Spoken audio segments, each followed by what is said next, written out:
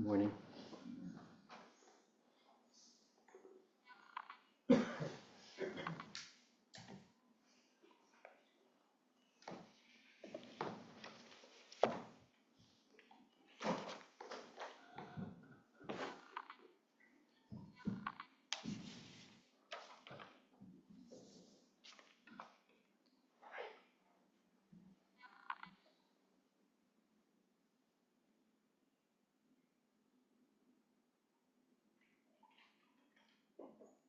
So over thousands of years, um,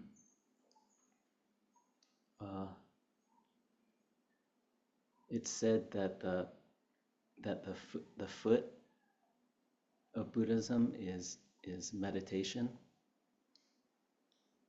and the eye of Buddhism, you would say it's the wisdom. So there's a foot in the eye, meditation and wisdom. So to cultivate the meditation and the wisdom is extremely important.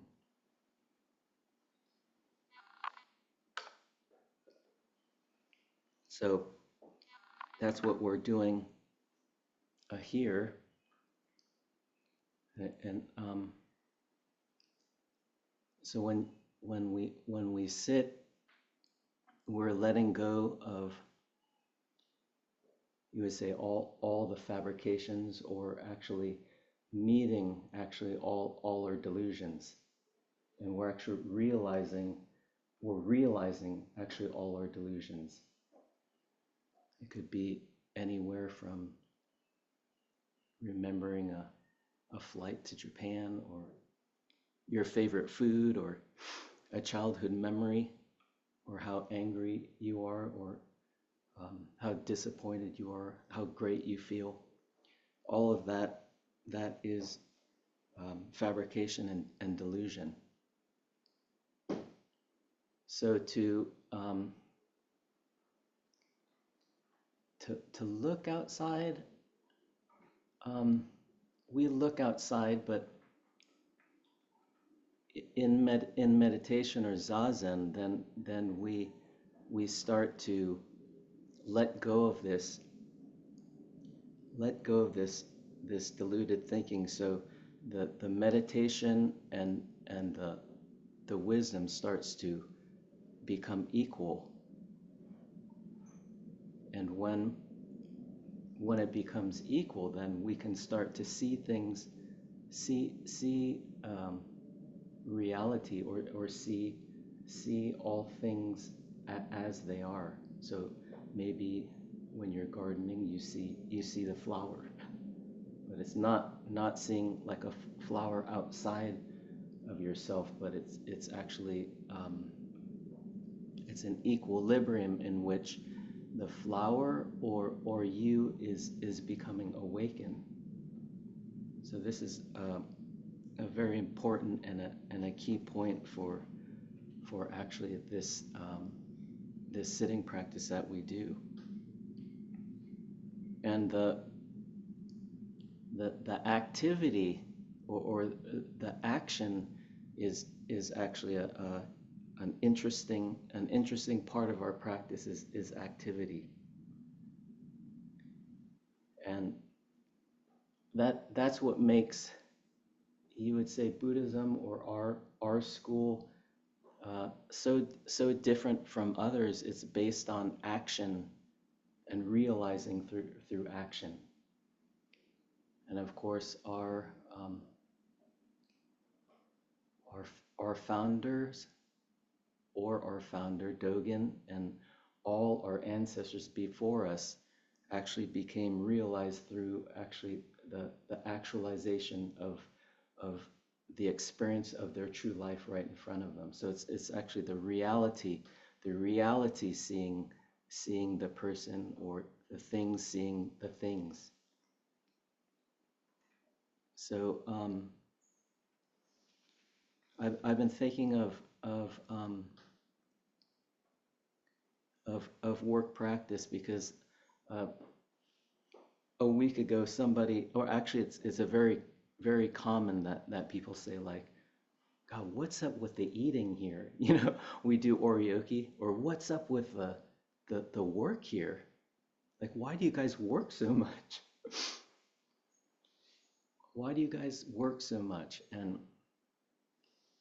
it's an interesting thing because the practice, our practice, there's no gap between a practice and no practice. And so I remember when I went to Eiheiji, it's a monastery in Japan. It was so clean, It was so clean when I went there. I enjoyed it because it was so clean. But then they put us to work. I was clean. I was cleaning it. And I think what I took away from the practice is that then the practice is not just in the zendo, or it's not just on this cushion, but it's actually every moment actually is your practice, and is actually realizing. It's actually realizing reality, or all things realizing. The activity of the action of the entire universe is actually, there is no gap. So Samu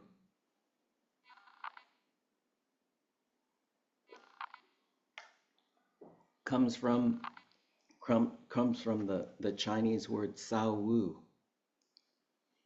and so Sa means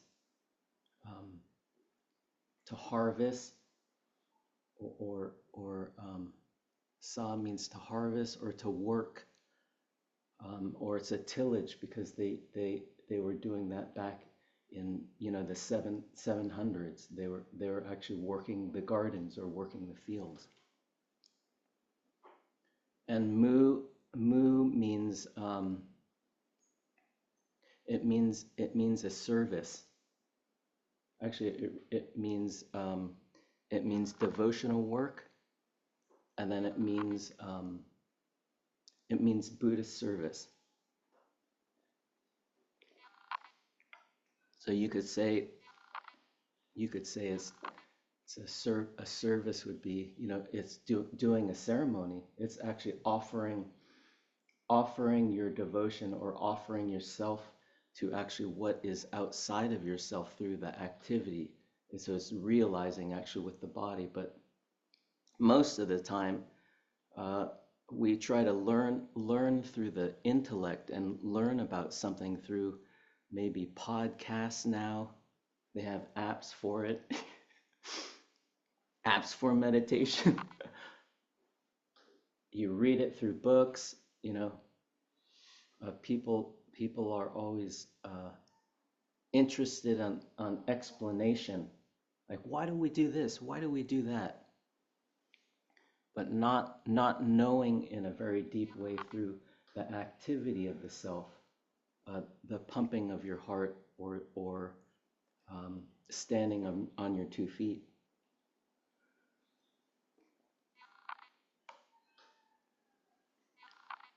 So this they actually walking kinhin is another one. It's walking sutra. So it's the steps that we make. So it's we do kinhin. When we have 2 periods of meditation, in between is kinhin. We do walking meditation, and you take 1 step and then this step. But it's not, we're not walking from A to B. Like when we walk, we usually walk from A to B, but we walk from A to A. So it's the service, or the ceremony of walking, or you would say the service or the ceremony of actually working. So it's the expression at the same time. All our activities or the work is the expression of what we actually realize on the cushion.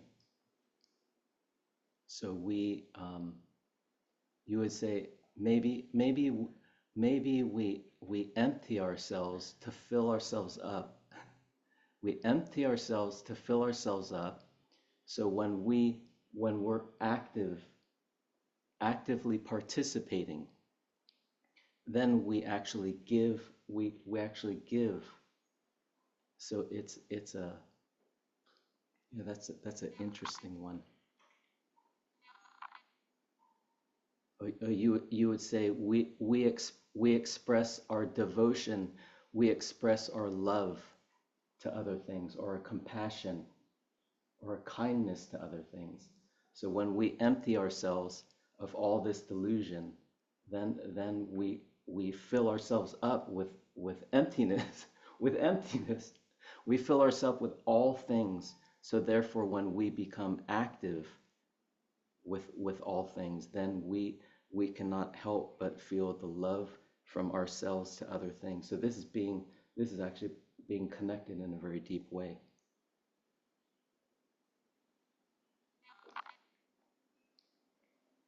And one of the main four important practices in Zen is the meditation, it's seeing a teacher, it's listening to talks or teishos, and it's actually work.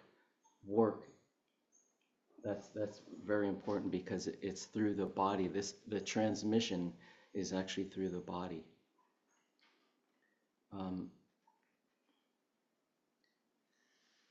I wrote the work sutra. Let's see, work sutra could be work sutra could be the sound or the expression of a mattock and a shovel.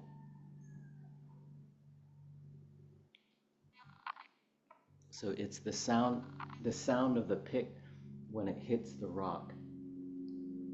Or you would say it's the sound of the hammer when you're trying to strike the nail to make the stairs. This is the expression. This is a concrete actually expression of realization of the entire universe.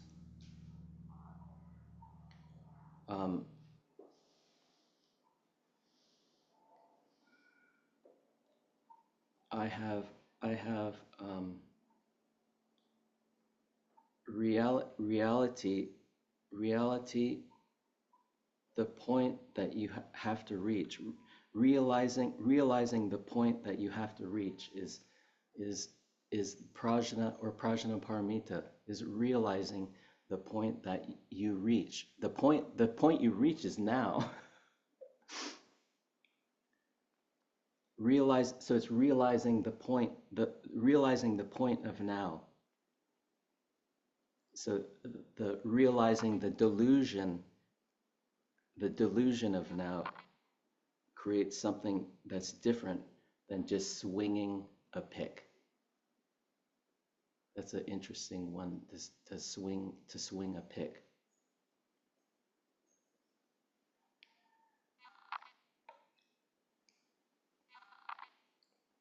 When you swing a pick, or when you pick up a piece of cement, you give yourself.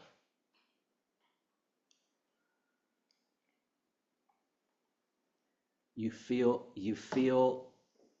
the pick's weight, or you feel that if the handle is round or square, or smooth or rough, your body, you are conscious then of your body and how you swing the pick.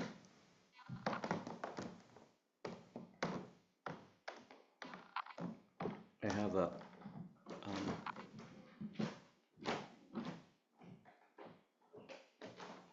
let's see here.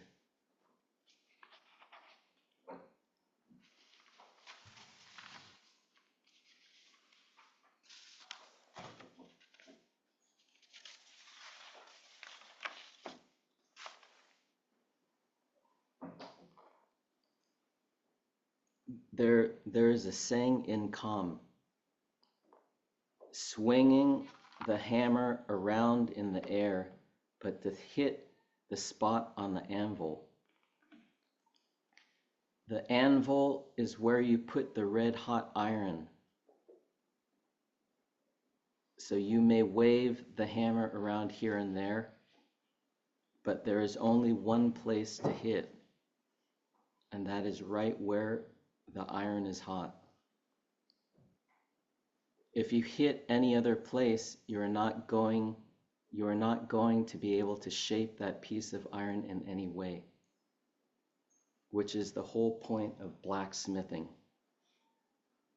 In the same way, there may be an incredible number of details to all the different teachings of Sutra and Tantra, but ultimately, they are only concerned with one point, which is undivided empty cognizance suffused with knowing. Understand that the empty essence is Dharmakaya, the cognizant nature is Sambhogakaya, and their indivisible unity is Nirmanakaya. To realize this when recognizing one's essence is not an outcome of concentrating or meditating. When simply letting be in this nature, you do not have to unite and fuse together emptiness and cognizance. They are already a unity. There is no thing to do, make or create at that point. This is the key or whole point of all the teachings of the Buddha.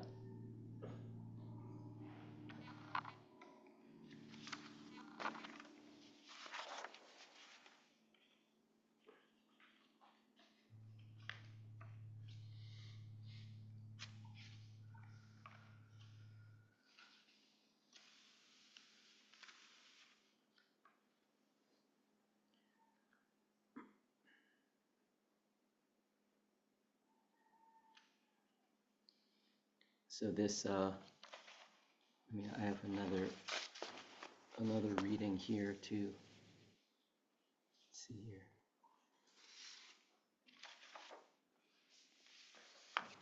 And this would be the expression of the mattock and the shovel.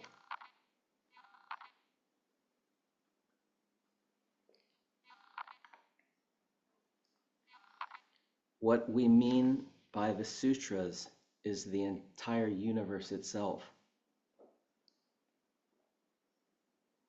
There is no space nor time which is not the sutras. They use the words and letters of the ultimate truth as well as the words and letters of the worldly truth. They adopt the symbols of heavenly beings as well as those of human beings. They use the words and letters of beasts and asuras, as well as those of hundreds of grasses and thousands of trees. For this reason, the long and short, the square and round, the blue and yellow, the red and white, marshalling solemnly in the 10 directions of the universe, are undeniably the sutras. Words and letters and faces, they are the instruments of the great way and the scriptures of the Buddha Dharma. So during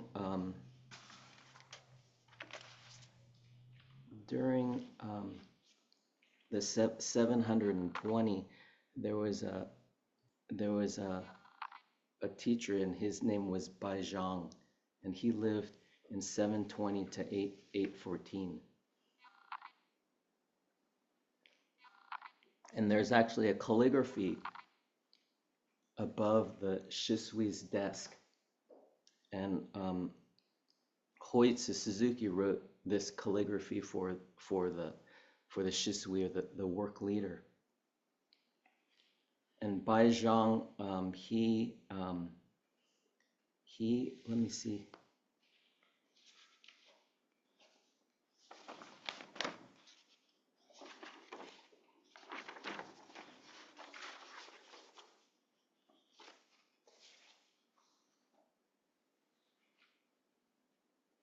Bai Zhang was the attendant to Ma Zu until he died. So Bai Zhang, he labored he labored himself to a very very old age, and he always served the assembly or the daishu tirelessly. And Mazu was actually the horse master, and he served his master for many years until Mazu died. So there wasn't a single day that passed without working for the assembly and for others. So Bai Zhang, he was 80 years old, and he would still go out to the fields and work with the assembly. And for Fushin, or together action, all the assembly goes, no matter if you're old, high rank, low rank, everybody goes out. This was the same at Eiheiji. We would go out and shovel snow, and even the teachers would shovel snow. They would shovel snow a little less, and then we would be shoveling snow up there. So Bai Zhang was out in the fields with the rest of the practitioners, and the practitioners felt so bad of Bai Zhang because he was so old. So he had a hoe, and he would hoe the fields. And so after one day ended the assembly, they had a big meeting. We can't do this to Bai Zhang because he will keep on working with us, and he will work himself to death.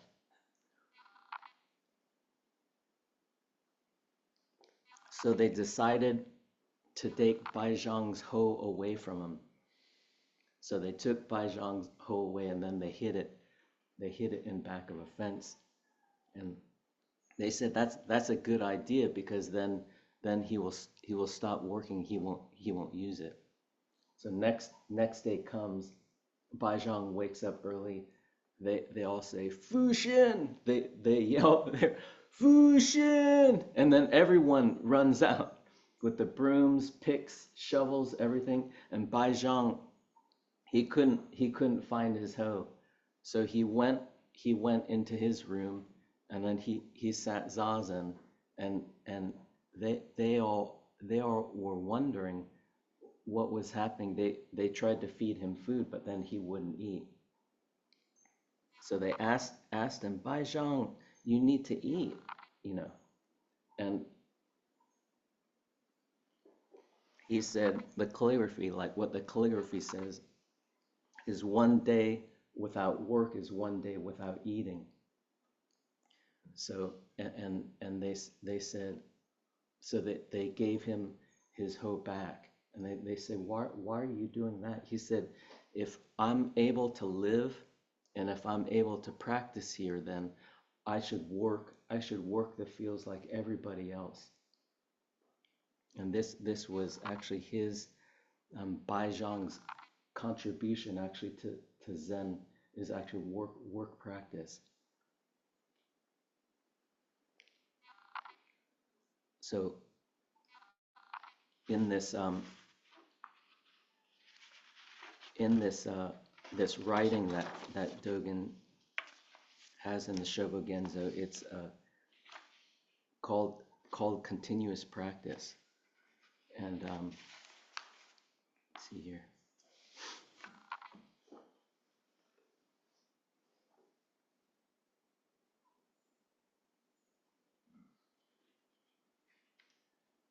Yeah, it's very very very interesting thing about continuous practice, and then what continuous or what practice is.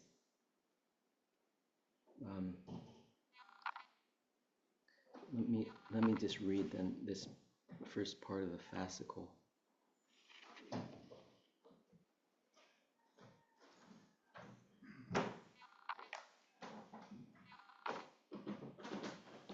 Continuous practice. On the great road of Buddha ancestors, there is always unsurpassable practice. continuous and sustained. It forms the circle of the way and is never cut off. Between aspiration, practice, enlightenment, and nirvana, there is not a moment's gap. Continuous practice is the circle of the way. This being so, continuous practice is unstained, not forced by you or others. The power of this continuous practice confirms you as well as others. It means your practice affects the entire earth and the entire sky in the 10 directions. Although not noticed by others or by yourself, it is so. Accordingly, by the continuous practice of all Buddhas and ancestors, your practice is actualized and your great road opens up. By your continuous practice, the continuous practice of all Buddhas is actualized, and the great road of all Buddhas opens up. Your continuous practice creates the circle of the way. By this practice, Buddha ancestors abide as Buddha, non-abiding as Buddha, have Buddha mind, and attain Buddha without cutting off.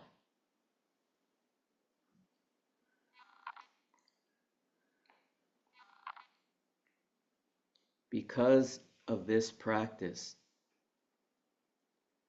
there are the sun, the moon, and the stars. Because of this practice, there are the great earth and the open sky. Because of this practice, there are body, mind, and their environs. Because of this practice, there are the 4 great elements and the 5 skandhas. Continuous practice is not necessarily something people in the world love, but it should be the true place of return for everyone. Because of the continuous practice of all Buddhas and past, present, and future, all Buddhas of past, present, and future are actualized.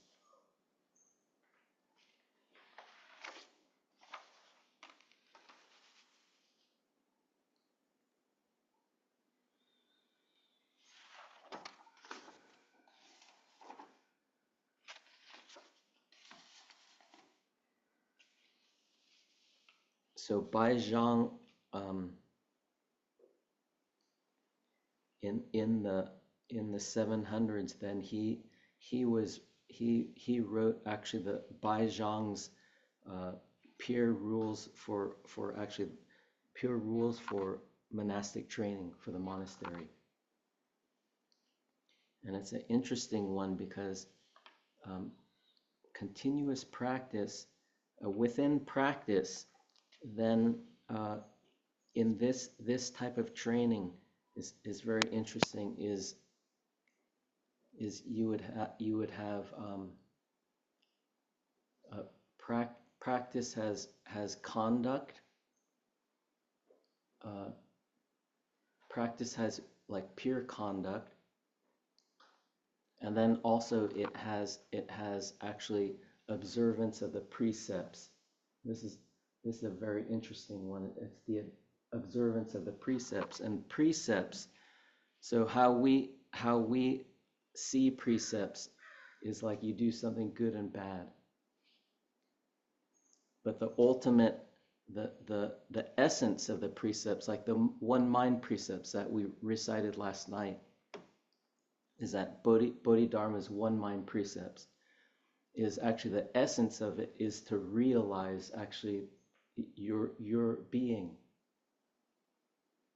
And when you realize your being, then that means that this continuous practice, the realization of this being or realizing this self, it actually moves, it's the realization of the universe. So the realization of you is actually it's not it's non it's the emptiness of you that is being realized through the pick and through the swinging. So this continuous practice, when your practice is actualized, it's not your practice. It's the practice of the pillar. It's the practice of the flame. It's the practice of the airplanes. The continuous practice of the practice is actually the practice of the practice is the practice of practice. So it's a big thing. So when we are following then this essence, you would say this essence to realize ourselves, and this is just through work. I'm talking about work and activity. Then this is actually the continuous practice of all things, which is actually the impermanence of all things. It's the impermanence of this sheet of paper. It's the impermanence of this I inside oneself that then makes this whole functioning of the universe a different way to live. And when we swing this hammer or this pick or the mattock and hit the spot, or when we swing this hammer to hit the nail, then that's actually the realization of the Buddha way. And this is on the great road of the Buddha ancestors. There is always unsurpassable practice, continuous and sustained.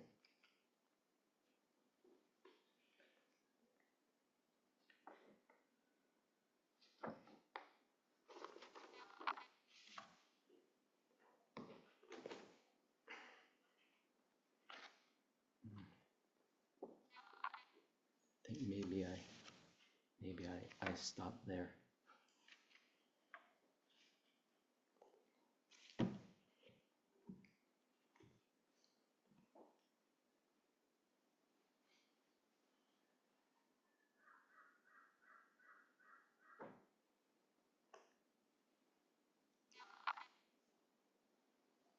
So that's why work,